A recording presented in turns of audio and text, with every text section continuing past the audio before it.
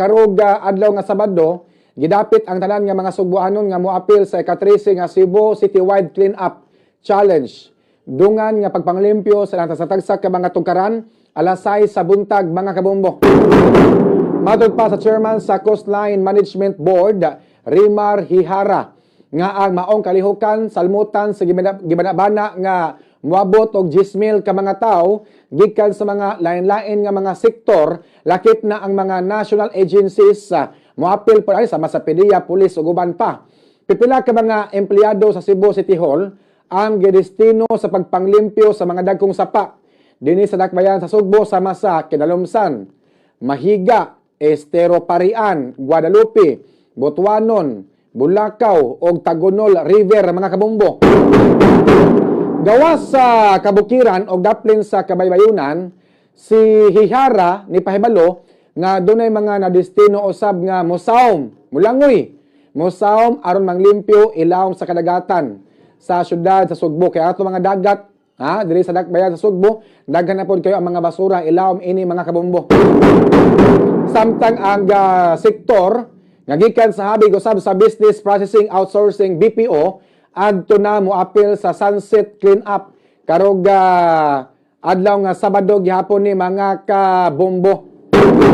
Gidasig ni Hihara ang mga Sugboanon nga i-post kuno sa social media ang ilang pag-apil sa Synchronized Clean Up Challenge aron nga ma-encourage usab ang uban sa pagpanglimpyo sa tagsa ka mga tugkaran gamit ang hashtag nga hashtag atong syudad, atong responsibilidad. Atong syudad, hashtag atong syudad, atong responsibilidad. Pero para kanako, dili ni maoy sulbad sa problema sa atong mga kasapaan, nga daghan og basura.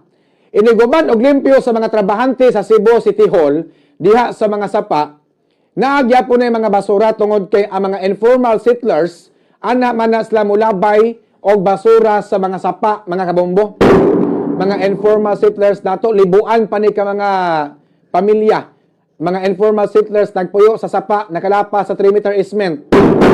Dugay na ning problemaha, apan hangtod ron, wa pagyapon masulbad, long overdue na kaini. Ang klaro nga solusyon, anang problema, ibalhin ang mga informal settlers nato, nga nagpuyo daplin sa sapa, nga nakalapa sa 3-meter easement, aron wala na'y mulabay o basura sa mga kasapaan. Asa naman da itong pagarpar ni Mayor Mike Rama nga 50 bilyones ka pesos sa sayang annual budget na karon tuiga.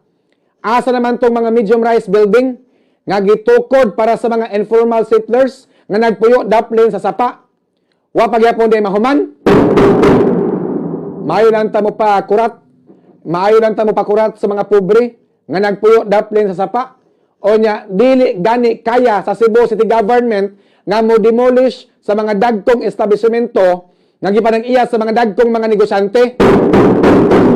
Kining mga dagko nga mga building nga naadaplin sa sapa, usalis mga hinungdan nga dili magkaboylo ang tubig sa baha sa atong mga kasapaan tungod kay nigamay ang mga sapa.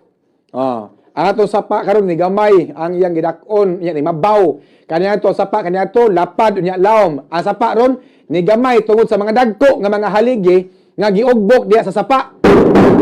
Inig-uwan, mubaha dayon. Tungod kay ang mga sapa, dili kasugakod sa tubig baha. Maong mo overflow dayon. Ang mga embornal, daghan og mga basura, murag ilong nga nabulit sa kugmo. Tanawa ang parking lot sa Country Mall, Gilunupan. Tanawa ang Santo Niño Village sa Barangay Apas, Gilunupan. Tanawa ang pipila ka mga sityo sa Barangay Talamban, Gilunupan. Di naman ni Singapore like Cebu City. Venice, Italy. Venice, Italy naman ni mga kabombo.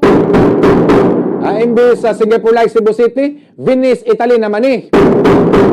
Kanus ama ni masulbad ning problema ha. Bisag kinsa pa siguro mayor, mulingkod sa dakbayan sa Sugbo, lisod ni Sulbaron. Unya, wa ta manginahanglan og pagarpar nga mayor. Ang atong gikinahanglan, pareha ni Lee Kuan Yew nga dunay kamay na bakal. Bisag kinsay maligsan, ligsan. Bisa pag financer na sa nakalabay nga eleksyon, bisan pag nakatabang na, nakahatag na og